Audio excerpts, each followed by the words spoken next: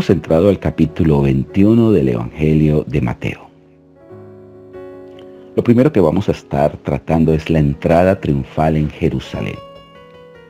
Bueno, ese título de la entrada triunfal vamos a ponerlo en discusión juntamente con usted que me está escuchando. Después Jesús hace una especie de purificación en el templo de protesta por lo que está sucediendo allí internamente. Nos habla en el verso 18 de la maldición de la higuera que él hace, la autoridad que tiene Jesús, como lo muestra, y la parábola de dos hijos, y aquí qué enseñanza debemos extraer. También vamos a hablar de los labradores malvados. Bueno, varias temáticas vamos a tocar. Esperemos redimir muy bien el tiempo que voy a entregar a todos ustedes para que sea grata estas enseñanzas. La entrada triunfal en Jerusalén. ¿Por qué hablo de ponerla en discusión? Dice que se acercaron a Jerusalén y vinieron a Betfagé, al monte de los olivos. Jesús allí envió a 2 discípulos y se tiene que cumplir una palabra que está por allá en Zacarías 9:9. Zacarías 9:9. Zacarías, estamos hablando más o menos unos 400 años antes de Cristo, más o menos aproximado, esta profecía de Zacarías 9:9. Permítame buscar aquí en la Biblia. Zacarías 9:9. Ok, ya lo encontré. Lo dice así: alégrate mucho, hija de Sión, da voces de júbilo, hija de Jerusalén. Y aquí tu rey vendrá a ti, justo y salvador, humilde y cabalgando sobre un asno, sobre un pollino, hijo de asna. Esta profecía se vino a cumplir en este instante, en este momento. Zacarías había dicho, me imagino que mientras Zacarías hablaba no entendía, pero Dios sí sabía lo que se iba a ratificar, que Jesús iba a entrar a Jerusalén en un pollino, diciendo: id a la aldea que está en el frente de vosotros. A estos discípulos le da esta orden: y luego hallaréis un asna atada y un pollino con ella, desatadla y traémelos.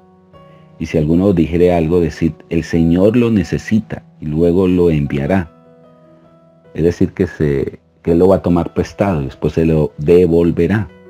Todo esto aconteció para que se cumpliese lo dicho por el profeta Zacarías, cuando dijo: decid a la hija de Sión, he aquí tu rey.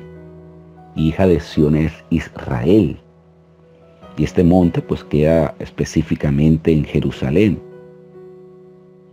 El monte de Sión se va a convertir en todo esto, a lo largo de toda la escritura, uno de los montes más importantes. Y por favor, le animo a que usted en su cuaderno busque el monte de Sión, la importancia, porque el monte de Sión es el lugar de gozo, porque aparece en el Apocalipsis. ¿Qué es el monte de Sión? ¿Qué representa el monte de Sión? Jerusalén estaba sentado sobre 7 montes y uno de los montes más importantes es el monte de Sión, porque es que en el monte de Sión es donde se va a edificar el templo, donde se edificó el templo en Jerusalén, allí en ese monte. Y dice aquí que tu rey viene a ti manso y sentado sobre un asna, sobre un pollino, hijo de animal de carga.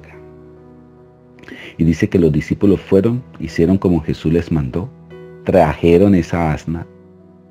Porque dice pollino, porque era un pollino que nadie lo había montado. Y pusieron sobre él sus mantos. No dice el manto, sus mantos. Los discípulos que trajeron pusieron sus mantos y él se sentó encima. La multitud, que era muy numerosa, tendían sus mantos en el camino y otros cortaban ramas de los árboles. Y aquí pues sale lo concerniente al Día de los Ramos. La Iglesia Católica tradicional celebra antes de celebrar la Pascua o el Viernes Santo, como comúnmente le llaman, el Día de los Ramos. Y con hojas de olivo hacen pues ramos, y esto se ha convertido en una tradición mundial basado en este texto. Dice que cortaban ramas de los árboles y las tendían en el camino, y la gente que iba delante y las que iban detrás aclamaban diciendo: Hosana, hijo de David. Ahora, esta palabra Hosana se utilizaba en ese tiempo como una voz de angustia. ¿Por qué? Porque el pueblo de Israel estaba sufriendo cantidades de injusticias por el Imperio Romano. Como el Imperio Romano era un imperio dominante, dominando todas esas tierras, y ellos se convirtieron en colonizadores, y entonces establecían los gobernantes en cada región, específicamente allí en Israel, en ciertos lugares, en Judea, Samaria. Usted por eso ve a Herodes siendo mandado por el imperio, Pilato, que eran gobernadores, ¿ya? A ellos se les tenía que pagar los tributos, ellos eran los que ponían las leyes, a ellos se tenían que estar sujetos. Entonces, la gente estaba cansada de toda opresión, y ellos esperaban un Mesías que los fuera a redimir del imperio romano. Ellos esperaban un Mesías guerrero, más bien ellos esperaban ver un Mesías con un gran ejército y montado en un caballo, y no en un asno, en un pollino. Ellos en ese momento tiraron los ramos, pero esta misma gente, esta misma multitud que en este instante comienzan a decir Hosana, hijo de David, son los mismos que van a estar más adelante gritando crucifíquenlo.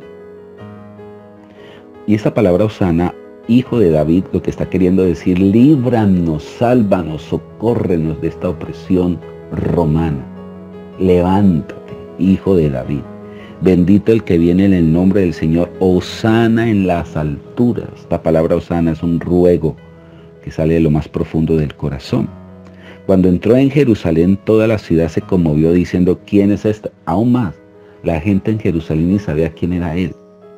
Y la gente decía: este es Jesús, el profeta de Nazaret de Galilea. Y Jesús paró su pollino y entra al templo, ese templo que había sido hecho por el rey Salomón, que ha sido el templo más sublime. ¿Por qué les digo esto? Porque esto lo vamos a necesitar más adelante en otras explicaciones, y usted lo va a recordar. El templo de Salomón, que fue el primer templo hecho en Jerusalén, el templo de Salomón, que no lo pudo hacer David porque había derramado mucha sangre, lo hizo Salomón y se convirtió en el primer templo sublime, magnífico por excelencia, rodeado internamente de oro. Hoy en día ese templo hubiera costado una suma inimaginable. Pero después ese templo fue saqueado por el rey Nabucodonosor, sacó el oro, lo destruyó, y vamos a ver que más adelante lo que hacemos es, o ver a través de la Biblia, es cómo ese templo se reedifica a través de Esdras y de Nehemías, se vuelve a reedificar. Más adelante, bajo el imperio griego, bueno, eso no lo dice ya la Biblia, lo dice la historia.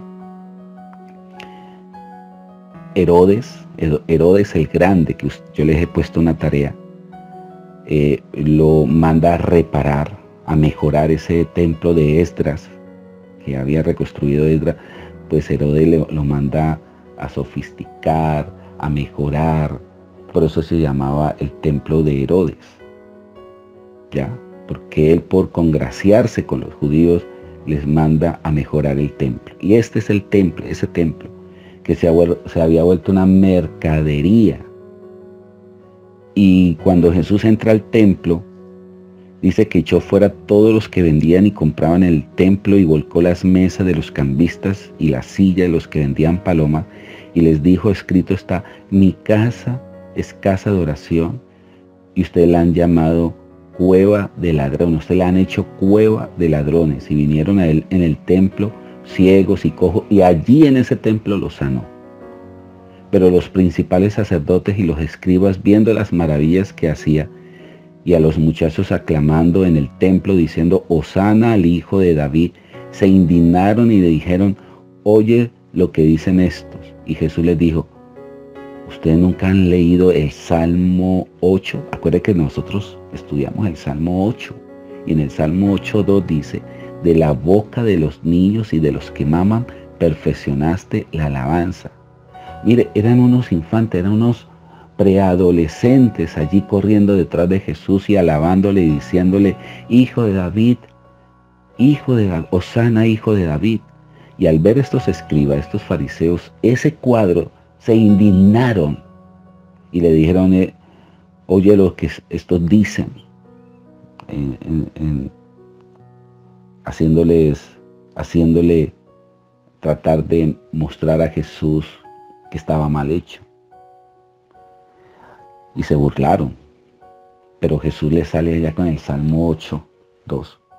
De la boca de los niños y de los que maman, perfeccionaste la alabanza. Por eso la Biblia demanda que nosotros tenemos que tener corazón como de niño. Mire, un adulto, a veces pensamos que nosotros todas no la sabemos. A veces pensamos que nosotros nadie tiene ya por qué venirme a enseñarla. El trasegar de la vida me ha marcado tantas cosas que yo lo que tengo que es enseñar. Y dejamos de ser niños. El niño es ávido por querer aprender. Por esa razón dice, de la boca de los niños y de los que mamas perfeccionaste la alabanza. Esto los extrajo del Salmo 8, verso 2, que es un salmo mesiánico. Y dejándolo salió fuera de la ciudad a Betania y posó allí. Después Jesús se encuentra con un cuadro, pues estamos ya en la antesala de la crucifixión de Jesús, ya son los últimos días de Jesús, llamémosle de esa manera, el último tiempo de Jesús haciendo cosas grandiosas, milagros. Y dice que por la mañana volviendo a la ciudad tuvo hambre y viendo una higuera cerca del camino vino a ella y no halló nada en ella sino hojas solamente y le dijo, nunca jamás nazca de ti fruto. Y luego se secó la higuera. Viendo esto los discípulos decían maravillosos, ¿cómo es que se secó enseguida la higuera? Jesús pues dice, si tuvieres fe y no dudares, no solo haréis esto de la higuera, sino que si a ese monte le dijeres, quítate, échate en el mar, pues va a ser hecho. Todo lo que pidieres en oración creyendo, lo vas a recibir. Este es uno de los textos hermosísimos, este verso 22. Siempre acuérdese, por favor, téngalo allí presente, si es posible, memorícenlo. Téngalo ahí en su cuaderno, memorícelo, coloréelo. A mí me gusta muchas veces colorear la Biblia, aquí lo tengo en color azul. ¿Por qué? Porque todo lo que yo pidieres en oración creyendo, lo recibiréis. Y esto es muy bueno involucrarlo dentro de nuestras oraciones. Pero este caso de la maldición de la higuera se extrae una hermosa enseñanza. Nosotros somos como higueras, y así sea otro tipo de árbol, nosotros siempre tenemos que mostrar fruto. Y una de las cosas más tristes es no dar fruto. Y esto es lo que va a hacer de que las cosas se sequen. Ahora, ¿por qué la higuera se secó? Yo podría decir, se secó por tristeza. Porque no hay cosa más triste que uno lleno de Dios no pueda dar fruto. Y es que estamos llamados a dar fruto en todo sentido. El fruto es el trabajo de alguien, el Espíritu ha trabajado en nosotros y se tiene que manifestarse en fruto ministerial, en fruto económico, en fruto de carácter, en fruto de la familia, en transformación, en cambio, en mejoramiento. Siempre tenga presente esto. Y pasamos al siguiente tópico, que es la autoridad de Jesús, aquí desde el verso 23. Cuando vino al templo, los principales sacerdotes y los ancianos, pues para poner en ambivalencia o en duda la autoridad de Jesús, porque es que ya Jesús estaba trayendo mucho pueblo, haciendo muchos milagros, y los sacerdotes estaban quedando por el piso. Cuando un sacerdote, un fariseo, se le iba a levantar un muerto o iba a sanar a alguien, no, ellos estaban rezagados, habían puesto la gente como pecadores y se habían convertido en un grupo exclusivo, terrible. Y de eso no se trata el ministerio. Nosotros no podemos excluirnos de las personas y no involucrarnos donde está el pecado y allí extraer, para sacar oro, para sacar piedras preciosas hay que meterse allá y extraerlas. No, si usted se va a meter en un socavón o en una mina de diamantes, usted tiene que introducirse en esa carbonera y salir uno untado de todo lo negro que representa esa mina y extraer un carbón, porque es que el diamante está metido allí en un pedazo de carbón. Para eso hay que hacer un proceso de limpieza y ese carbón es durísimo, durísimo. Y así está la gente nueva, dura. Pero hay que hacer un proceso de limpieza hasta presentarle al Señor ese diamante, lo que es cada persona, de todo el trabajo que uno hace con las personas que se gana para Cristo. Y aquí Jesús pues les manifiesta todos esos grandes milagros. Todos los fariseos no pudieron hacer nada, entonces Jesús, porque ellos le dijeron, respóndenos Jesús, ¿con qué autoridad vienes a hacer todas estas cosas? Y el Señor no les respondió, les dijo, bueno, yo les voy a hacer una pregunta y después les respondo esto. ¿El bautismo de Juan de dónde era? ¿Del cielo o de los hombres? Y ellos pues comenzaron a discutir entre ellos diciendo, si decimos que es del cielo, nos dirá, ¿por qué pues no lo creíste? Y si decimos que es de los hombres, nos echamos todo el pueblo encima. Respondiendo, Jesús le dijo, ¿no saben? Y él dijo, tampoco yo les voy a decir con qué autoridad es que yo hago estas cosas. Después pasamos a la parábola de los 2 hijos. Porque ¿qué os parece? Un hombre tenía 2 hijos.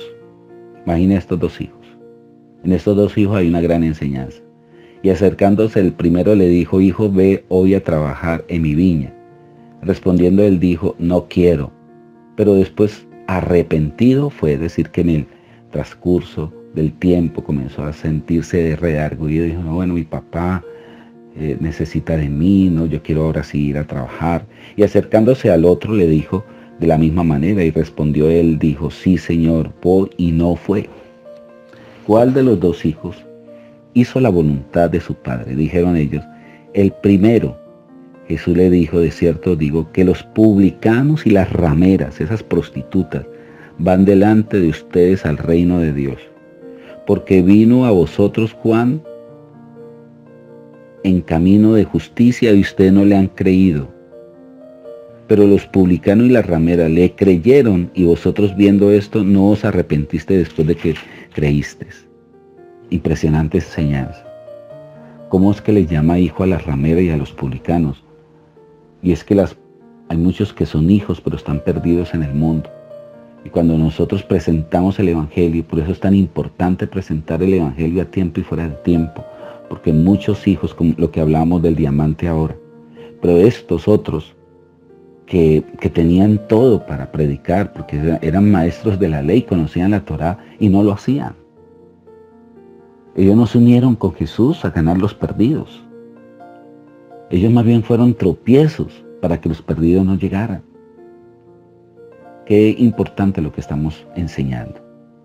Y después, por último, habla de los labradores malvados. Hoy otra parábola, Jesús utilizó en este capítulo 21 una cantidad de parábolas de confrontación. Y esta es otra de confrontación. Hoy otra parábola, hubo un hombre padre de familia.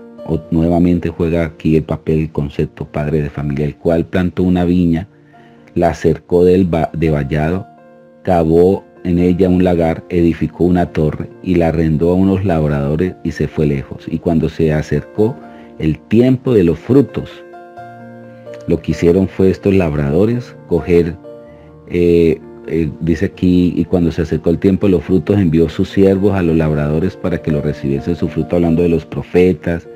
Dice que los tomaron, los golpearon, los mataron, los apedrearon. Envió de nuevo otro siervo, también hicieron lo mismo. Finalmente les envió a su hijo diciendo, tendrá respeto a mi hijo. Pero estos labradores, cuando vieron al hijo, también hicieron lo mismo. Vamos a apedrearlo, vamos a matarlo y vamos a apoderarnos de su heredad. Y tomándole les echaron fuera de la viña y le mataron.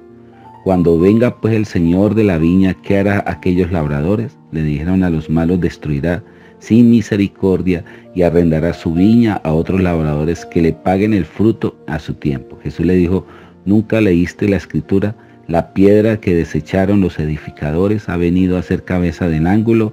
El Señor ha hecho esto y es cosas maravillosas a nuestros ojos. Por tanto digo, que el reino de Dios será quitado de vosotros y será dado a gente que produzca los frutos de él. Y voy a explicar esto para terminar. Dios le dio el reino de las llaves del reino a los fariseos. Por eso es que Dios le decía, ustedes ni entran ni dejan entrar. ¿Y cuántas veces nos portamos como estos fariseos? Ponemos tropiezos, criticamos, nos volvemos religiosos, fanáticos. Todo es malo y hay muchas cosas en el mundo malas. Pero muchas veces hay que hacerse como ellos para ganárselos. Hay que meterse allá. Y aquí le dice, mire, a ustedes les será quitado el reino y se los va a dar a a personas que produzcan los frutos de él. Me gusta esta expresión, que produzca los frutos de él. Es decir, que cuando usted se somete al Espíritu Santo y el Espíritu Santo comienza a trabajar en su corazón, en usted comienza a manifestar el fruto del Espíritu de él. Comienza usted a manifestar amor, gozo, paz, y a usted es quien le va a dar ese reino de Dios para que lo expanda a otros. Mil bendiciones.